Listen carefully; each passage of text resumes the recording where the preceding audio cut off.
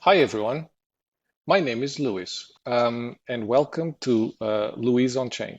I am a software engineer. I've been working for over 25 years, and I am very passionate about blockchain and blockchain technology, decentralized technology in general, and the Web3, ecosystem is quite exciting.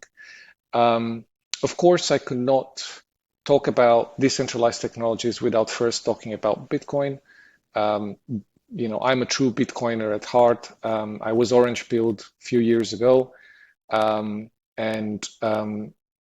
what excited me the most about Bitcoin and what kind of sent me down that big rabbit hole of, on what Bitcoin actually is, was not like the number go up technology or um, the fact that Bitcoin is the most secure global network, monetary network in the world, even though those attributes by themselves are reason enough for someone to want to adopt Bitcoin. What I found like it was a radical idea is the concept of self-custody, like owning your monetary assets without a third party, like an intermediary being involved. And this is quite profound and quite revolutionary. Being able, for example, to send my money from country A to country B, or even from continent A to continent B, like let's say from Europe to South America, without asking permission from my bank, that's revolutionary. Without, sometimes taking days for the money to arrive to the destination, if it arrives at all.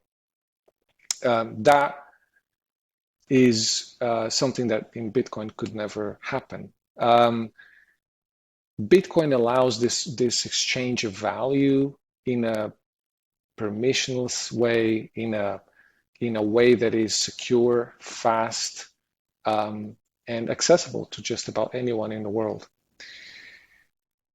That is incredibly exciting, of course, but it's not just that. If the other consequences of a world where Bitcoin gains exponential adoption is the fact that Bitcoin is every asset goes down in value against Bitcoin. So in a Bitcoin world, you have a deflationary force constantly pushing down asset prices in Bitcoin terms, of course. And you've all seen, I'm sure if you've been on crypto Twitter, you've seen the meme where you see the house. It's not a meme, it's actually true, where you see the real estate and the house price goes down in value um, from the point where Bitcoin was starting to rise to the point where it is today. And obviously, in terms of Bitcoin, house prices have gone down, but not in fiat terms. So if in euro or dollars, the prices keep going up, obviously because of the money printing and all that. Um, so that's one aspect of a Bitcoin world. Another aspect of a Bitcoin world is wars become terribly expensive, if not prohibitively expensive. If you think about it, why would a soldier risk his life and go to war for a crappy piece of paper that has no value, no backing, and the only value that it has is because some central government decided that it had value? This makes absolutely no sense. Anyway, Bitcoin is very special and a fundamental innovation. But this innovation gave rise to another innovation called smart contracts, or let's put it this way, other blockchains where smart contracts are prevalent. It's part of the capabilities that the blockchain offers.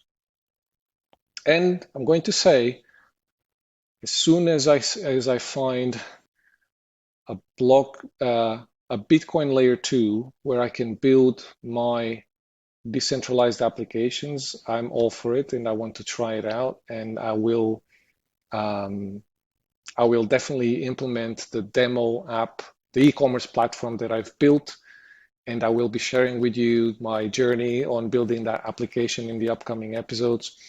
I built it with Solana for speed of ease of execution and time to market, so it's easier and cheaper to build it on Solana, but eventually I would love to build it on Bitcoin as well. And these decentralized sort of technologies that are basically, with that foundation of the smart contracts, they are disrupting the current incumbents of today. The Web2 incumbents of today, like Google and the banks and the Facebooks and AWS and Azure and GCP, like all of these companies, centralized entities that offer these services online, they accrue most of the value, not us, not the end user.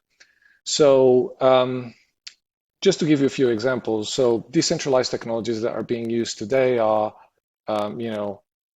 decentralized identity platforms, decentralized social media platforms, decentralized AI, decentralized content delivery networks, decentralized naming services, decentralized file storage. I don't know if I mentioned that one already, but you get the picture. So, there is an explosion of innovation in decentralized technologies that are definitely going to disrupt the current incumbents today.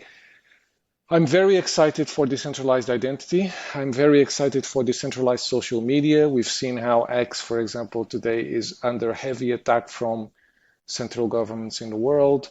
And while I believe that there should be rules, freedom of expression and freedom of speech is something that I value very dearly. And decentralized social media is, a good way to counter this threat that we are seeing today. Anyway, if you are a software developer, or if you are a crypto enthusiast or a crypto investor, or just someone that is very curious about how decentralized technologies are going to shape our future, I think you will enjoy watching this channel. You will get some hopefully valuable insights from watching this channel. So if all of this sounds interesting to you, please consider subscribing to the channel, drop a like, activate the notification bell so that you get notified when I post new episodes, and stay empowered and stay decentralized. Thank you very much.